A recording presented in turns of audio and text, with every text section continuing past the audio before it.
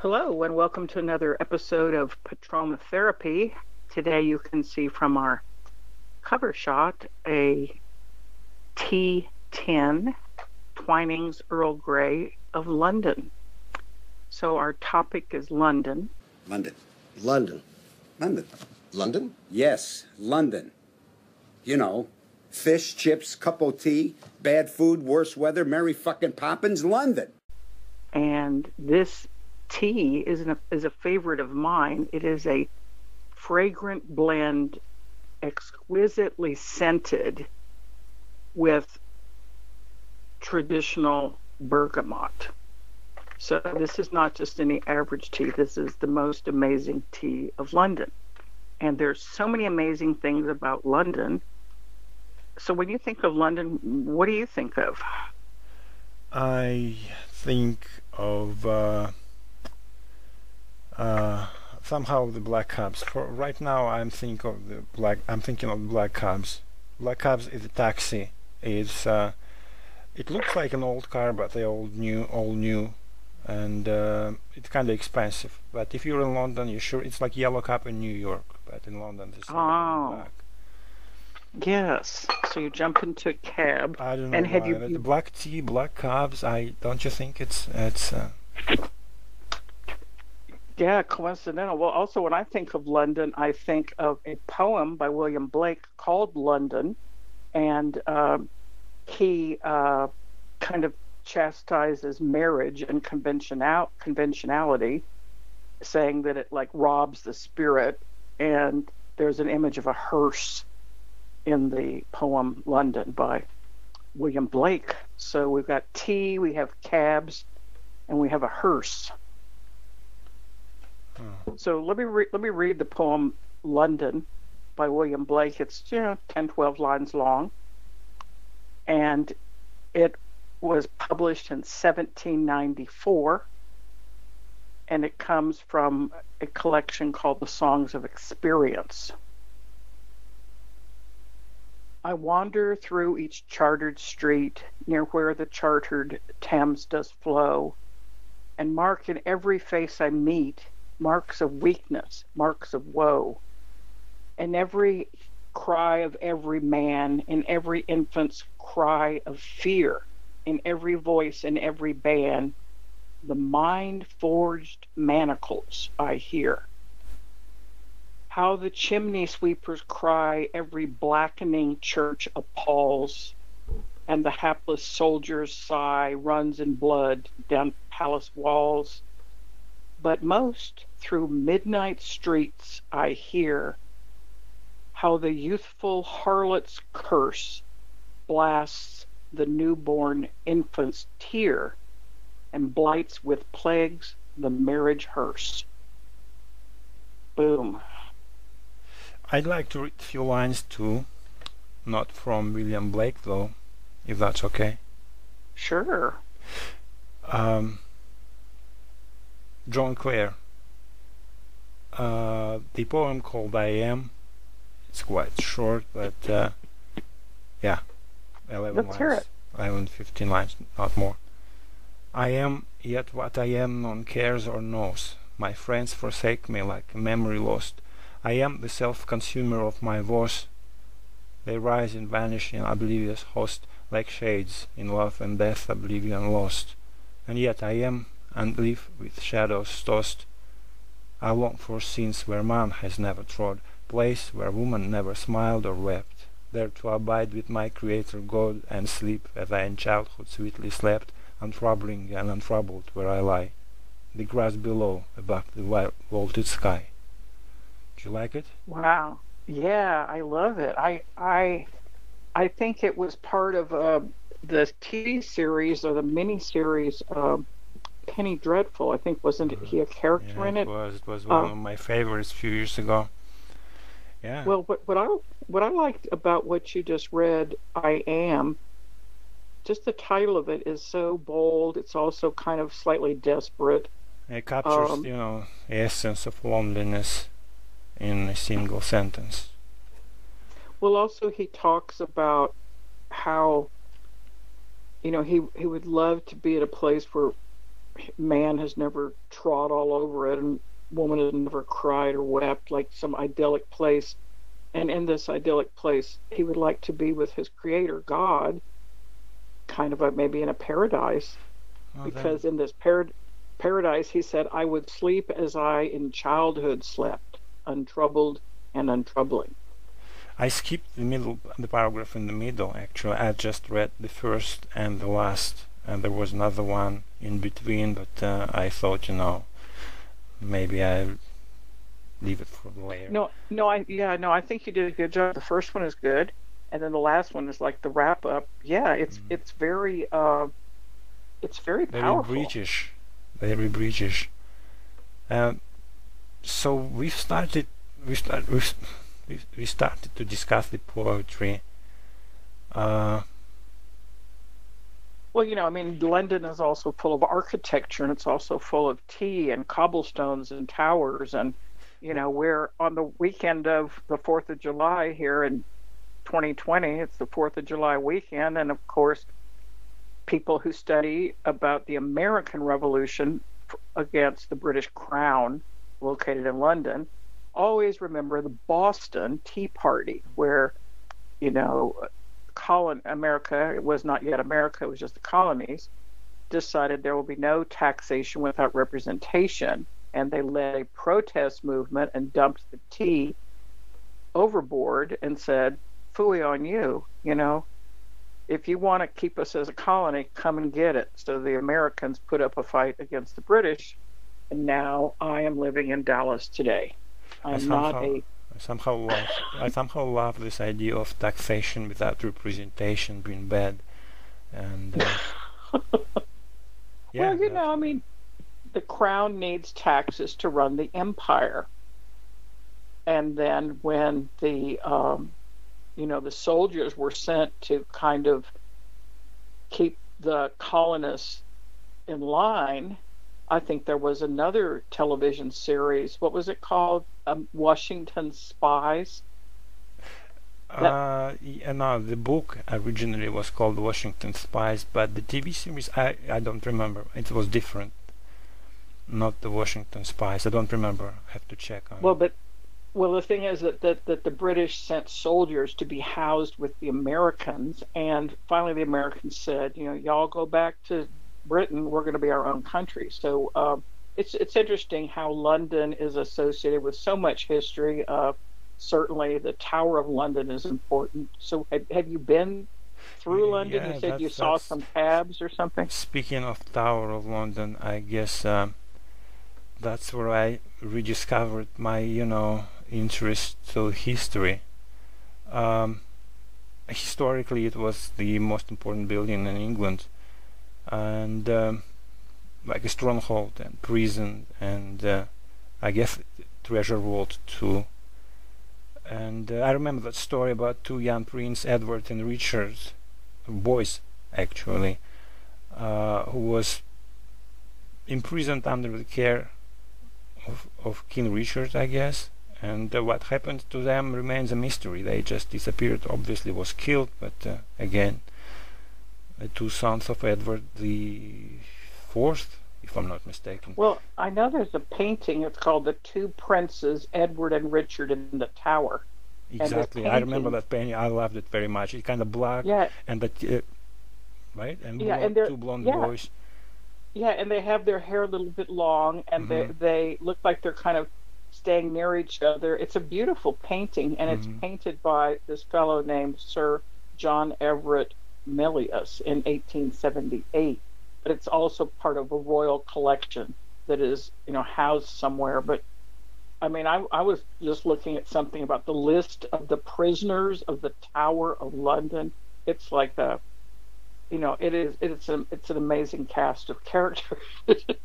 There's you tons of people. Anna Boleyn, what was her last name? Anne Boleyn was imprisoned there by Henry VIII, and Henry VIII had six marriages, and he was always busy trying to have a son or find another woman, or he had his reason for doing whatever he did, and that came into conflict with the Catholic Church, and so he decided, well, what is he going to do with these wives that, this won't go away, so he just went ahead and imprisoned her, and then he decided to set himself up as the head of his own church. And he had a counselor at the time, Sir Thomas More, and everybody had to take the oath of allegiance. He sent everybody, kind of like sending everybody a email or census. Mm-hmm. Everybody has to take the oath of allegiance to the new crown head of the church. So people were supposed to sign off that they give their loyalty to the Church of England, not to the popes in Rome. And then Sir Thomas More, there's a famous play and a movie by Paul Schofield stars in it, but it's called A Man for All Seasons, and that a man cannot just be changing his idea about what he's loyal to from season to season. So Sir Thomas More also went to the Tower, and there's a famous trial of Sir Thomas More. But there's all these people that have been sent to the Tower and punished for challenging, the king.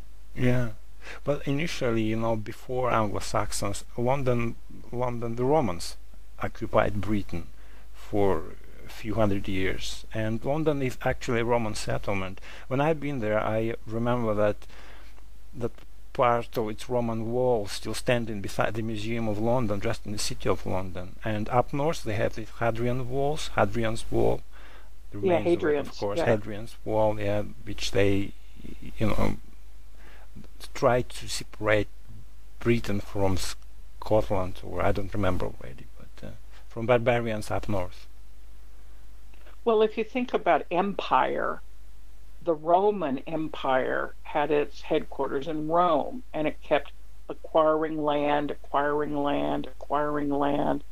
and it extended Britain was a far outreach of the Roman Empire. And if you think of all these empires, like the Tsar Nicholas and his empire, and you think of the Ottoman Empire, and all of these imperial folk just are very greedily extending, and then they finally get too big, and then they become corrupt, and they kind of like collapse in on themselves. So I kind of, this 4th of July weekend, I think, the United States has a lot of imperialistic, tendencies in the world, but let's not go there. Let's stay in London. I just remember that I worked next to a church, and I loved how about a minute and a half or 2 minutes, just every hour or so, they had full-scale ringing.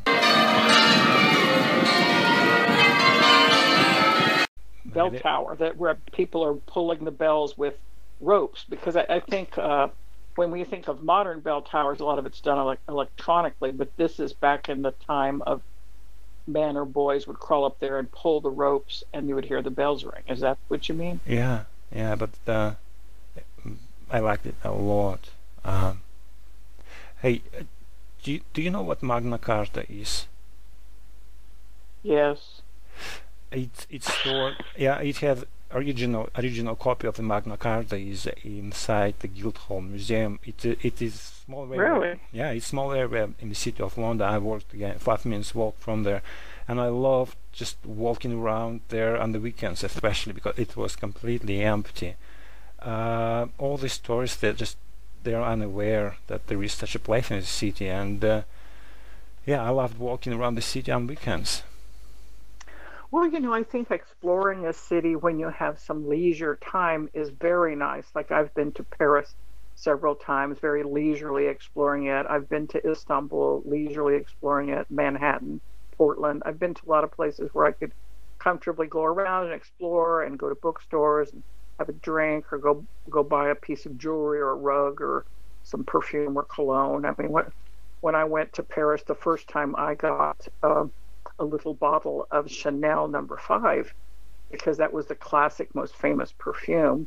And I don't know if you buy souvenirs, but what have you bought in London? Did you buy a pen or a book? Or when I was leaving England, I was flying from Heathrow to Moscow, and the shop assistant came to me in duty-free shop and said, "This is the latest perfume Hermes, the House of Hermes, manufactured. It's called Hermes Rockabar. Rockabar, it's in English probably. It means like a rug, like with yellow and deep green stripes, I believe, that they used to cover the horse before they put sandal on it. And she said, this is such a wonderful perfume. You have to buy it because I guarantee your wife will love it. Well, guess what? My wife hated it, and I still keep the bottle home here, half used. And that's. But I like it. Maybe I like it. It's somehow. Yeah. Maybe you should put some on and wander around Moscow and see. I do who walks from time to time. I do. Yeah. I guess I'm the only one who loves it, but I don't know. Maybe. Well, it's interesting, how these vintage and classic perfumes, last through the ages. Now I like Coco by Chanel and also Mademoiselle. It's a little bit lighter, but it still has the scent of sandalwood and wood and leather and musk, and it's and even bergamot, because bergamot's in Earl Grey tea, but these woodsy kind of smells I like. And then some people like roses, some people like gardenia. My mother loved gardenias. And then Muguet du Bois is like lily of the valley. When I was very young, a teenager, I used to use Muguet du Bois. I was all gaga on France, but I'm just looking at how some of these classic perfumes and scarves and things are for sale. Like here is a Hermes Rockabar shawl. It's used. Oh. It's $1,000. So I can go buy it right now. It's used.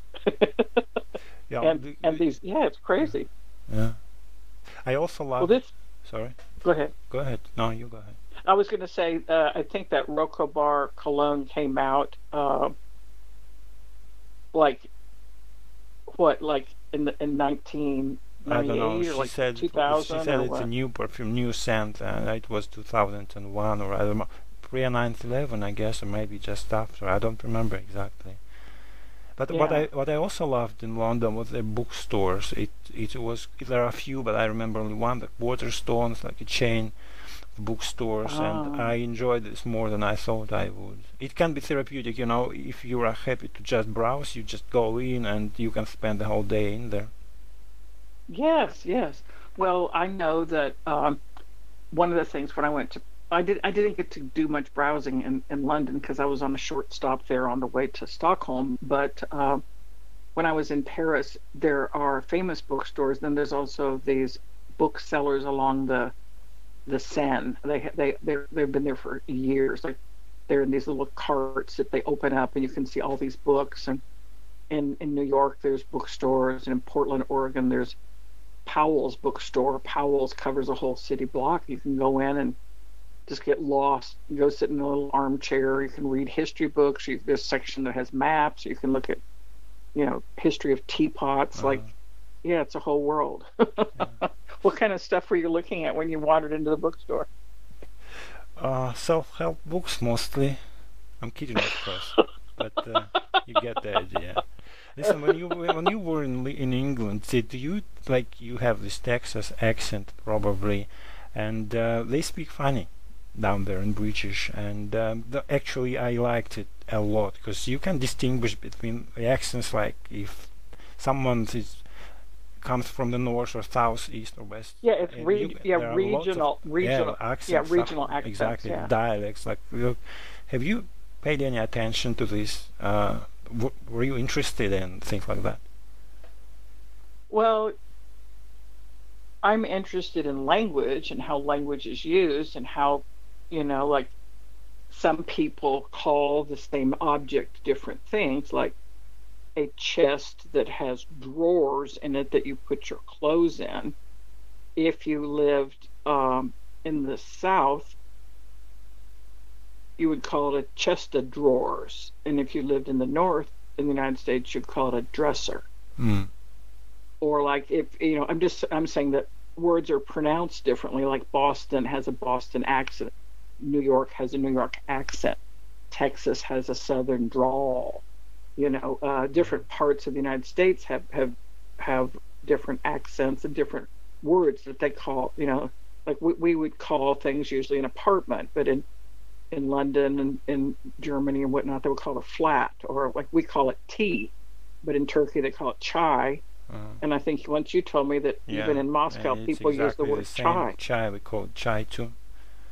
What I also liked in London was like they have these big London parks, which are great to walk in. I lived next to the Regents Park, and how do you call this when they shape the trees into different figures?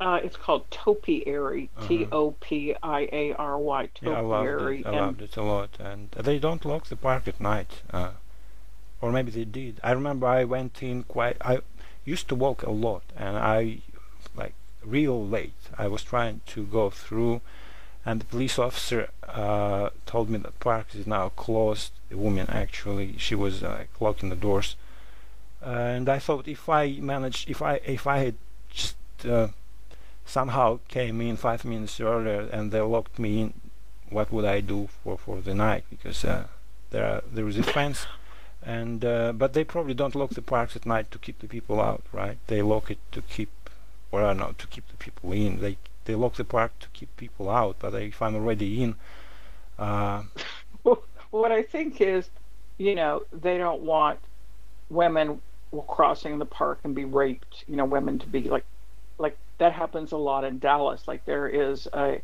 live near White Rock Lake, and there's also the Katy Trail. A lot of women will go jogging. They just put on their headsets and just go jogging, and they're just listening to their music, and a guy will just pick them up and like shoot them or rape them or rob, and it goes on quite a bit in Dallas. But those trails they're not closed. But I know Central Park in Manhattan, at night they have movies. You can go take your blanket and your bottle of wine or some cheese or crackers or whatever and just sit and watch movies in Central Park. But that's not happening now during the pandemic. But yeah, I think depends on the size of the park. It depends on what crime has been going on lately. I'm not sure when you were there what was going on, but nothing. It was quite actually. They police officers that don't have a gun on them.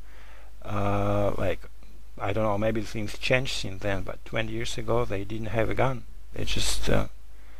No, I've heard that too. I have a friend who lives right outside of London, Mr. Carnes, and he goes into London quite a bit to the Tate Museum and to musical events, and he's like astonished at all the gun violence in Texas and in the United States, because I think they just have batons. They just run up to you and like bonk you with a Exactly. stick. Again, maybe things have changed since then, but at the time, the batons was everything they had. No, I talked to him a couple of weeks ago, and like the police are not armed with guns. They got batons. So I don't know. Here they're tasing people and shooting them with pellets and all kinds of things. Well, back to London. Another thing about London is the fog. The fog is famous in London. Never seen it. I don't know. I read a lot about the fog. But I've never seen it. Well, it's because you're in the park. You were in the park. Not necessarily. You were in the bookstore. I wasn't locked in constantly in the park, but are you sure? Yeah, absolutely. I was looking for a fog actually, because if you read these stories about Sherlock Holmes, yes, it's like classic British stories, and the fog is just supposed to be here. Maybe it's up north somewhere, but not in London. Well, when I was there was fog. The other thing is that when I was growing up, there were certain things that when you had these objects, you were really somewhat, and so one was a London fog raincoat. To have a London fog raincoat is just amazing. Now, I'm just going to just briefly mention to you right now that you can get a London fog raincoat at Berghoff Goodman, and it's $3,250. So I don't think my London fog raincoat costs that much, but London fog is it's a brand for Famous Raincoat. It's also a style of drinking tea. So let's suppose we were going to have Patroma therapy, in London, and we were having some of our London friends come visit us. You would be trying to order a chai probably, and I would say, "Oh, I want a London Fog." And a London Fog is a tea-based drink. It has Earl Grey, milk, and vanilla syrup in it. Mm. And also in Scotland, they make it and they call it a Vancouver Fog, and it also has frothed milk in it. I think this winter I'm going to start drinking London Fog. Enjoy your fog. What is Beefeaters? Is it a vodka or a gin? I've heard of Beefeater. Beefeater Yeah, is some gin. London. It's a gin, but I tried it only once. It's quite nice actually. It's like I don't know how do I explain that? Probably I have to look it up and How do you maybe drink try it? Like again. On the rocks. Maybe that was wrong, but that's how I drank it. No, I don't know. I don't drink gin. Yeah, I don't know. Actually, the Beefeaters, that word, the Beefeaters, has a history to it. Yeah, that's And one, yes. and if you look at the label on that gin, the Queen, her Royal Majesty, has her Tower of London, and there are these bodyguards that hang out there, and they're known as the Beefeaters. Uh-huh. They are the ceremonial guardians of the Tower of London. So when you're having your Beefeaters on the rocks, like you're participating in British history. I hope so. I do hope so. Well, Well, very as I popular in the. Sorry? Go ahead.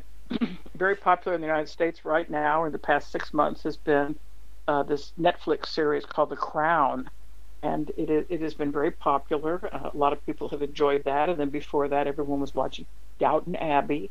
So I think London and British lifestyle and history and architecture and tea is still very timely, and I am really glad that Patroma therapy has taken it on.